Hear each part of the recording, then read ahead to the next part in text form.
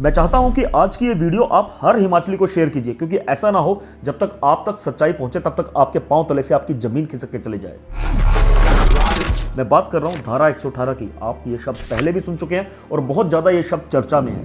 हम में से 80% हिमाचली अच्छी तरह जानते होंगे कि धारा 118 है क्या, लेकिन बहुत से लोगों को लग रहा है सिर्फ एक शोरगुल हल्ला सा चला हुआ है किसी धारा का और हमारे इससे कोई लेना देना नहीं है। हर उस हिमाचली जो चाहे झोंपड़ी में बैठा हो, चाहे कोठी में बैठा हो, चाहे प्रदेश के किसी कोने में उसका घर हो, हर एक हिमाचली का संबंध है इस धारा 118 के साथ।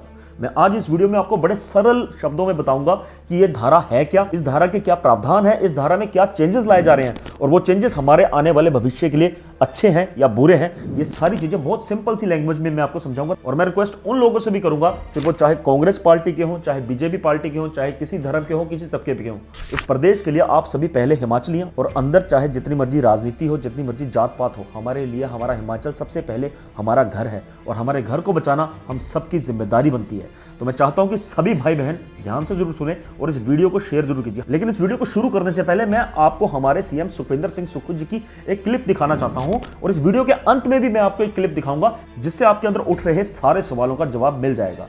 तो एक क्लिप ध्यान से देखिए। टीबी प्रोजेक्ट का जिसको आपने 5 साल में रेरा की परमिशन, ये 118 की परमिशन दी, सपोज करो होटल की, तो होटल की परमिशन के समय आपका 5 साल में होटल नहीं बना पर आपका 70% कार्य पूरा हो गया।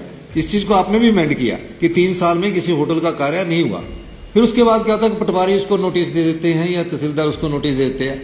अब जिस आदमी को 118 की परमिशन मिली, 5 साल में उसका 70% काम कर दिया, उसको टाइम की एक्सटेंशन देने की लाए कि जिसका उसका हमने रूल में प्रोविजन करना है। ऐसा है कि जिसका काम 30% 40% हो गया है उसको हम एक्सटेंशन की प्रोविजन लाए कि किसी कारणवश उनके काम में अड़चने आती है। बड़ी आसानी से सीएम साहब ने इसमें यह समझा दिया कि अगर कोई नॉन एग्रीकल्चरिस्ट हिमाचल में आकर 5 साल की अवधि में कोई काम करता है और उसका पूरा काम 5 साल में नहीं हो पाता है, लेकिन 70% अगर काम हो जाता है तो हम उसमें एक पेनल्टी लगाएंगे और उसको एक्सटेंशन देंगे थोड़ा सा आगे, ताकि वो अपना काम पूरा कर ले। क्या यही सच है? मैं आपको इस पूरी धारा के बारे में बताता हूं, ध्यान से सुनिए। एक्चुअली जो धारा 118 है वो हिमाचल की धरती को प्रोटेक्ट करती है। किन से?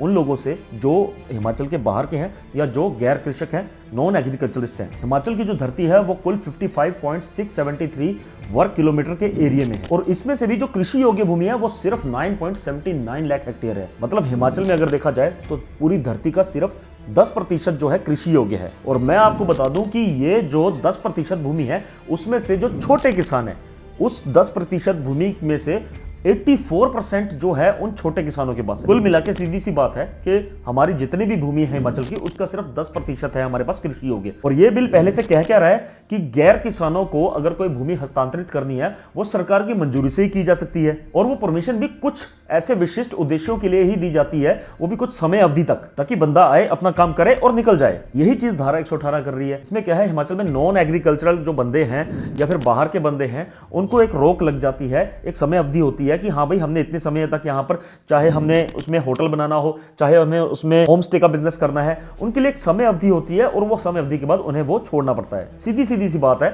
इस एक्ट का एक ही मतलब है, हिमाचल की जो धरती है उसको बाहरी लोगों से बचाना। अब इसमें लोग बदलाव के लेके आए, इसमें लोग ये बदलाव लेके आए कि अगर कोई बाहर की कंपनी हिमाचल में आती है जो हिमाचल के किसानों के लिए काम करती है या जो एग्रीकल्चरल वर्क करती है, जैसे फूड प्रोसेसिंग होगी या और एग्रीकल्चर इंडस्ट्रीज होगी, वो हिमाचल में सीधे जमीन खरीद सकते हैं और हिमाचल में काम कर सकते हैं और उन्हें धारा 118 से बाहर रखा जाएगा ताकि उनके लिए बिजनेस करना आसान हो। दूसरा, ये जो फिनिश हाउसेस हैं, जो बने हुए घर हैं, फ्लैट्स हैं, वो कोई भी खरीद सकता है, उसमें भी धारा 118 का प्रावधान हटा दिया जाए ताकि बाहर के जो लोग हैं वो यहां पर आकर वो फ्लैट या फिर वो फिनिश हाउस खरीद सके और अगर वो उसको आगे बेचना चाहे तो वो किसी को भी बेच सके।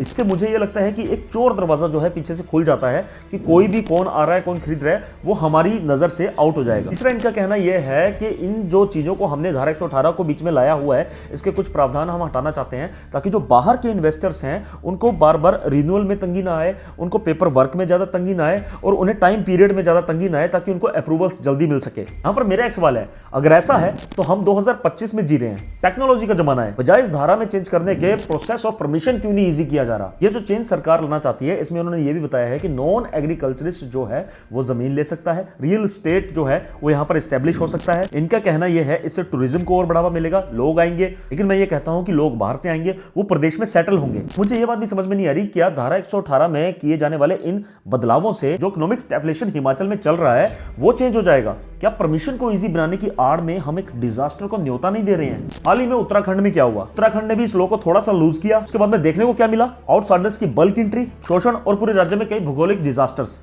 इवन की उत्तराखंड में कई गांवों ने अब ये बोर्ड लगा दिए हैं कि यहां पर कोई भी बाहर वाले के लिए जगह नहीं है, ना ही फेरी वाले के लिए, ना ही बिजनेस वाले के लिए। जहां बात आ जाती है रियल स्टेट को चोर दरवाजा दिखाने की, क्या वहां पर इकोनॉमिकल डिजास्टर नहीं होगा? क्या वहां पर लैंडस्लाइड्स नहीं होंगे? हमारा हिमाचल हाल ही में एक बड़ी त्रासदी का शिकार रहा, उस त्रासदी से अभी हम बाहर भी नहीं आए हैं ठीक से कि क्या जरूरत पड़ गई इस बिल को लाने की। मैं ये समझता हूं कि जब बड़ी बल्क मात्रा में बाहर के लोग यहां घुसपैठ करेंगे, यहां पर आकर रहने लगेंगे, जमीनें हथियाएंगे, उसके बाद फर्क सिर्फ आपकी जमीन पर नहीं पड़ेगा, आपकी संस्कृति पर पड़ेगा, आपके रीति रिवाज प्रभावित होंगे। सबसे बड़ी बात, आपके पास सोशल कल्चरल सिक्योरिटी ही नहीं होगी। मतलब जो आपका ट्रेडिशन है, जो हमारी पुरानी परंपराएं चलती आ रही हैं, वो सारी बदल जाएंगी, वो धीरे धीरे सारी मिक्सअप होनी शुरू हो जाएंगी। जब हिमाचल में बाहरी इंडस्ट्रियलिस्ट को बल्क परमिशन मिल जाएगी, अनरेगुलेटेड रियल एस्टेट को ज्यादा से ज्यादा परमिशन मिलेगी, क्या इन आपदाओं के चांसेस 100 गुना नहीं बढ़ जाएंगे? आउटसाइडर्स के लिए डोर ओपन हो जाएंगे, ज्यादा से ज्यादा पैसे वाले लोग ज्यादा से ज्यादा लैंड खरीदेंगे, जिससे लोकल्स की लैंड सिक्योरिटी जो फार्मर्स की है, हिमाचली लैंड ओनर्स की है, वो चैलेंज हो जाएगी। सबसे बड़ा धक्का पहुंचेगा उन स्मॉल फार्मर्स को जिनके पास